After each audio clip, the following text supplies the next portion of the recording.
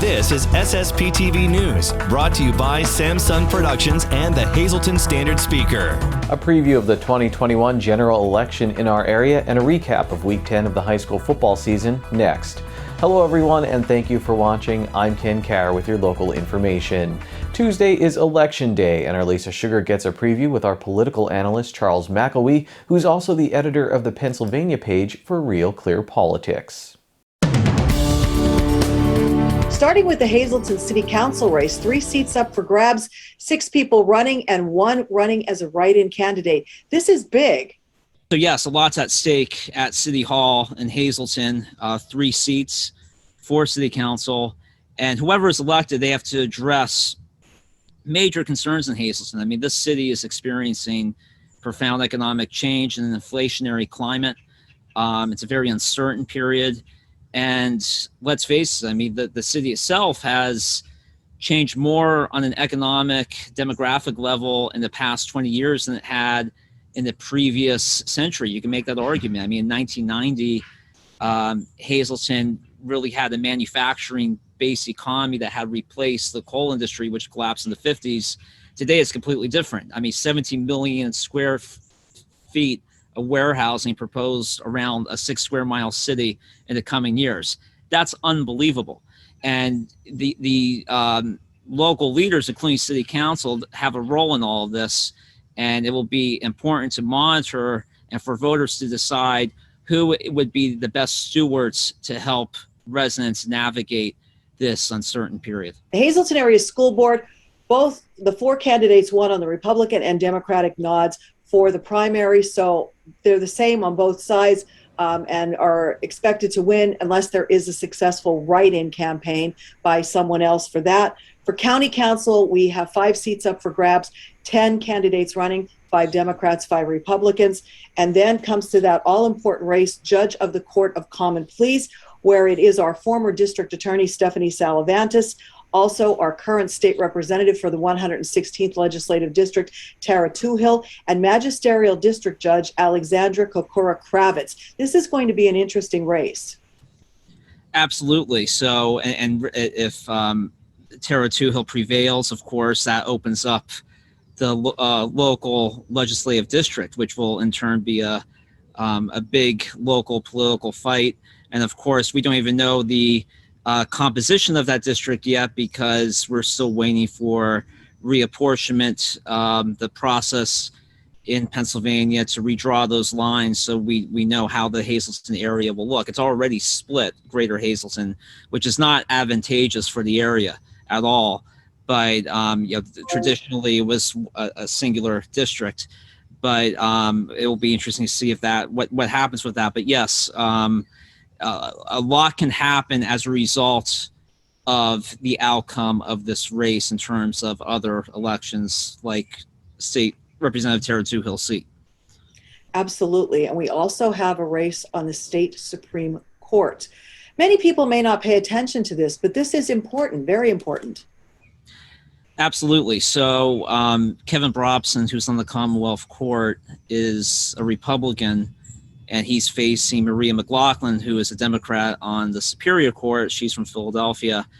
And the state Supreme Court, the composition of that court dramatically shifted in 2015 after 3 vacancies were won by Democrats. And for the first time in memory, that court became Democrat majority, and since then has had an immeasurable role in the political process in Pennsylvania, in our economy. They made crucial decisions on Governor Wolf's COVID lockdowns. They made the major decisions that shaped the election process in Pennsylvania last year. So if the Democrat prevails, if McLaughlin wins, the court will have a 6-1 majority on the state Supreme Court, which is an elected judicial body, of course, and that will have major repercussions going into the 2022 cycle. Let's not forget that this court threw out the 2012 congressional district lines in 2018 And we're going to have this other redistricting fight coming up, and they ultimately can decide how that map looks.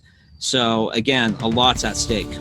Today's news feature is brought to you by Frankie's Pizzeria and Restaurant in downtown Hazleton. For more information on their specials, hours, and where you can find their delicious tavern pizza, you can call 570-454-6000, or you can visit their Facebook page.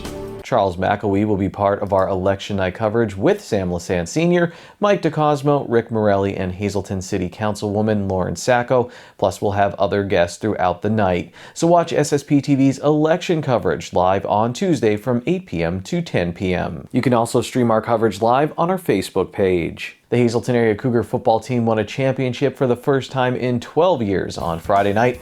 The Big HA wrapped up the Wyoming Valley Conference 6A 5A title with a win on the road at Williamsport.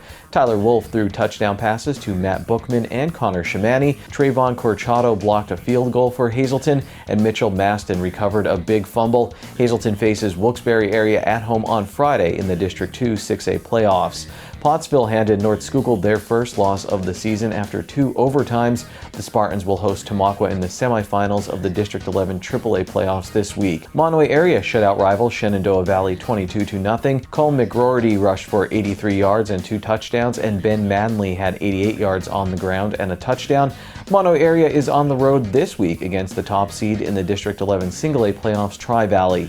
Marion shut out Pine Grove to win their 3rd straight game. Michael Silliman returned to kickoff 55 yards for a touchdown after a Pine Grove safety. He also had a pick 6 for the Colts. James Rodino recovered 2 fumbles for Marion, 1 in the end zone, and the Colts' Michael Jalacko had a great night punting. Tamaqua heads into the playoffs after a shutout of Panther Valley. Warren Stewart had 289 rushing yards and 4 touchdowns for the Blue Raiders.